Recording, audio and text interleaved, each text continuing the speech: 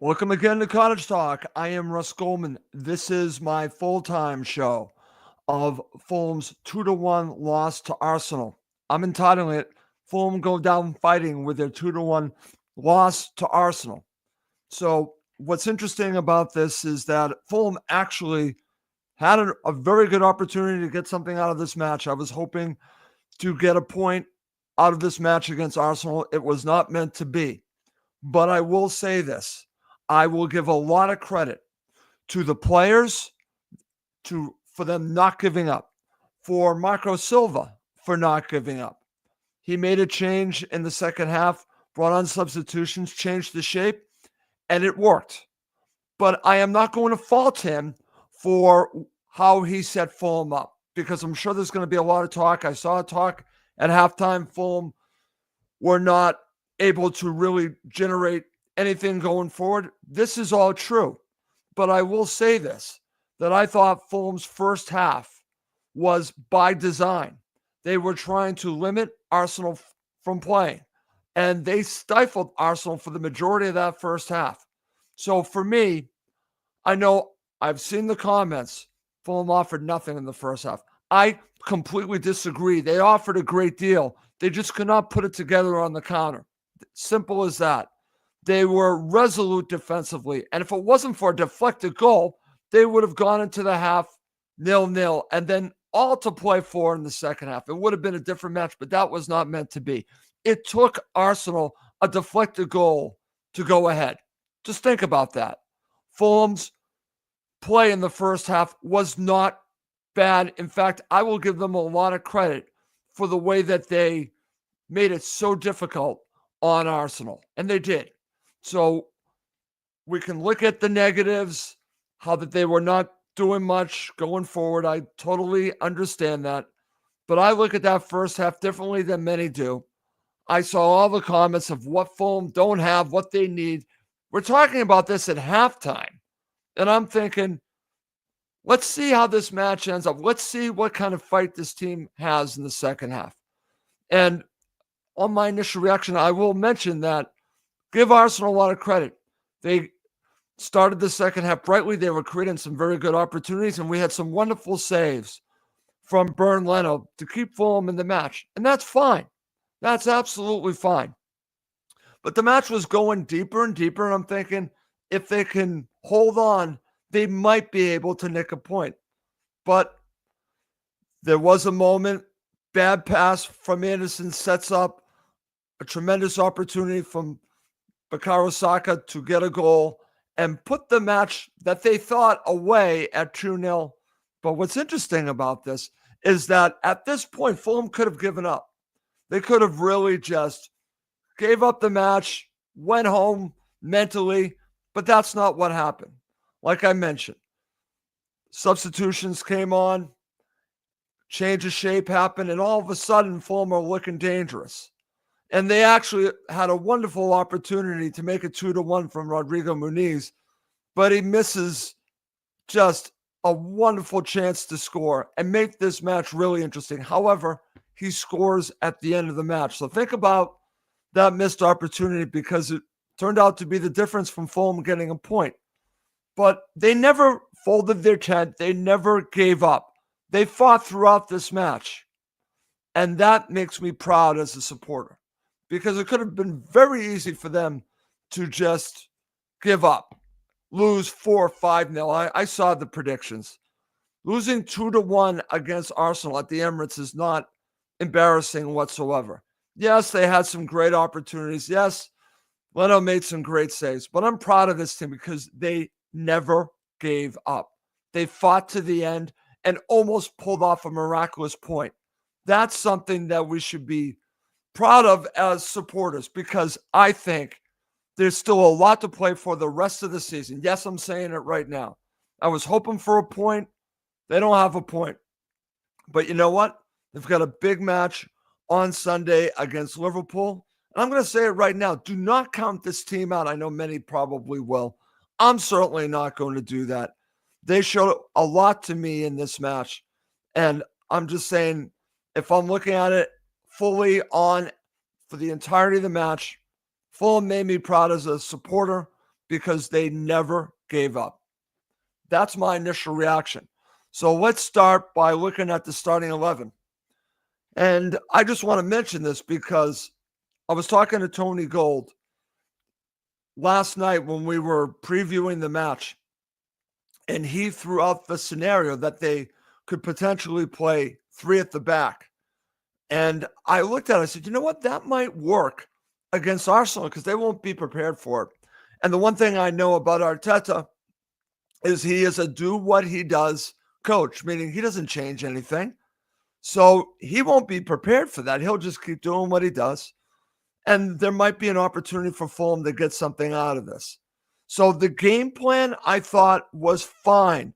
The starting 11 was fine. They just could not create enough going forward. But the plan actually worked because it was to keep the match tight. If fans don't like the style of play, that's your prerogative. I actually admired how Fulham played defensively in the first half. Like I said, a deflected goal. That's what it took to change this match. And let's talk about the change of formation because, like I said, another big talking point for me when I go through this match, when I do a post-match show, will be the decision to change the formation and the substitutions because, yes, you could say the match is gone at this point, but it certainly worked. But I understand the initial decision to go with three at the back. I don't think it was a failure. I just think it didn't come off. You're playing an incredible side at home, and you really make it hard on them. But in the second half, they were creating more opportunities, and they get the second goal, and everything changes. But I do not fault Marco. I do not fault the players for what they did in this match. The coaching staff set the team up, I thought, fine, and the players worked their socks off. And they left the Emirates with a 2-1 loss. Nothing to be ashamed about. And I hope the supporters see it the way I do. They might not. They might continue the talk. Wow, Silva's not going to stay because the players aren't good enough. We need all this investment. We're in the middle of a match and we're talking about this. What are we doing here? Watch the match, see the movie out, and then make your judgment. How about this? Let's make a judgment at the end of the season instead of right now when they're down 1-0 at the half. Okay? I'm serious. I've seen a lot of judgment made on this team. And I'm here to tell you that my prediction of 7th is not out of the realm of possibility. It really is not. They've got a huge match against Liverpool, some massive matches coming up. I would not count this team out because they showed me something in defeat. They showed me a fight. And that's what they're going to need the rest of the season. So I just want to mention that. So coming up next, I'm going to briefly go through the goals, talk about one more time the substitutions, and of course, the situation with the change of formation as I end this quick episode of Full Time. Okay, so to go through the second half of this episode, like I said, it's going to be about 10, 15 minutes, a very short initial reaction show because the match just ended and I just wanted to share my thoughts on it. So like I said, Fulham played, I thought, very well defensively. And at the end of the first half, you have this deflected goal from Marino that goes in the back of the net. Now, again, good opportunity from Arsenal, but it goes off of Cuenca and they're up 1-0. And if ask yourself, how difficult was it for them to get that goal? Because they struggled the majority of that half. But they get the goal and everything changes. We look at that half a little bit differently. I don't. I'm saying in general, I'm thinking Fulham played fairly well. But I'm sure that's not what the reaction was from some supporters. So we agree to disagree. They played a good first half. They gave up a deflected goal. That's it.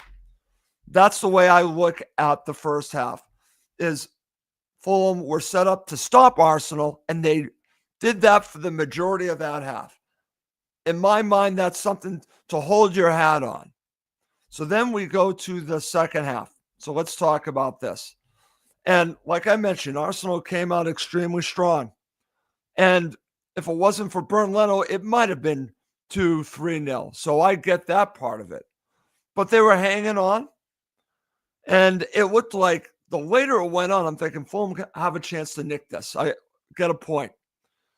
But again, then you bring on Bukayo Saka, and they have a good move. But this, unfortunately, and this is something that Tony Gold has been talking a lot about, Joachim Anderson, terrible pass, sets up this whole situation for Arsenal. Some good passing for them.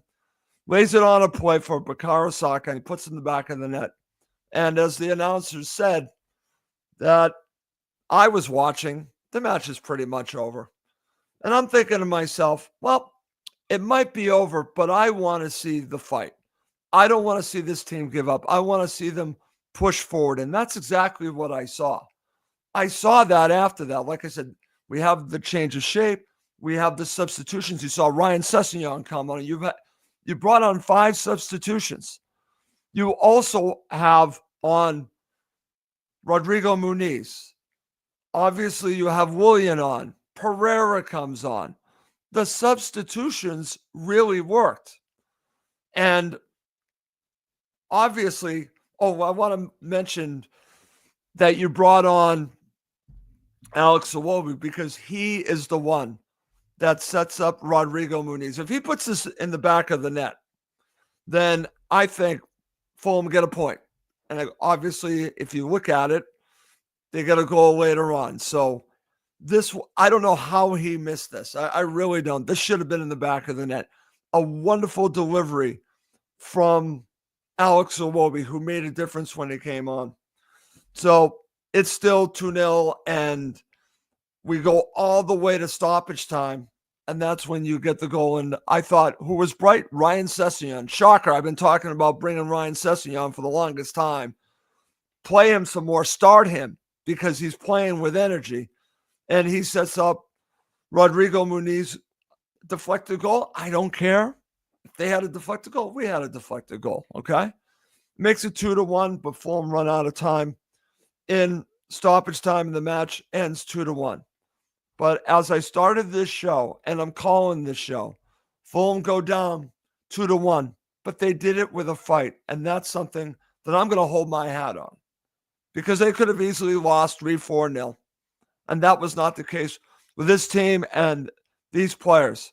Can we just get behind this team and just give them a chance to see out this season before we talk about players leaving? The manager might not stay. Can we put that all aside and look at the match with your eyes and say, you know what? They might have lost, but they've pushed Arsenal at home. And they've done this for 3 seasons.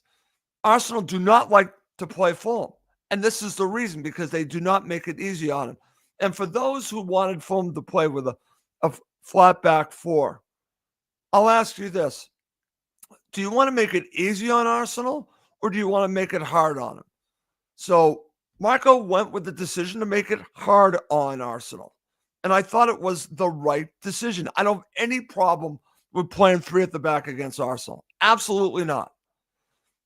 To those who wanted Fulham to play a flat back 4, I'm just thinking it would have been a more open game, maybe a more entertaining game. But I don't blame Marco for this decision. And the players fought for him throughout the 90-plus minutes, all the way to the end. And that's something to be proud of. And I'm very proud of this team. I'm going to say it right now. Extremely proud of this team. I just want to share this comment. Sess needs to start left or right winger. It doesn't matter. Change the game for us. That's my point. I've been saying this so much. And Lloyd Brown mentions this. How did Muniz miss an open header like that? I don't know. I absolutely don't know, my friend. That's a good point. But listen, I wanted to do a quick show after this match. I know what the talk is going to be about this match. And you can listen to all that talk. You can listen to all that negativity. I'm not going to go there. Okay? I'm proud of Fulham Football Club. I'm proud of my team. And they fought Arsenal to the end. And they are not out of the European race. You hear me? They're not out of it. There's stuff still to be done. There's gas still left in this tank, and they showed that to me in this match. That's how I'm going to end this episode. My name's Russ Goldman. Thank you as always for watching, listening to Cottage Talk, part of the Talk Sport Fan Network.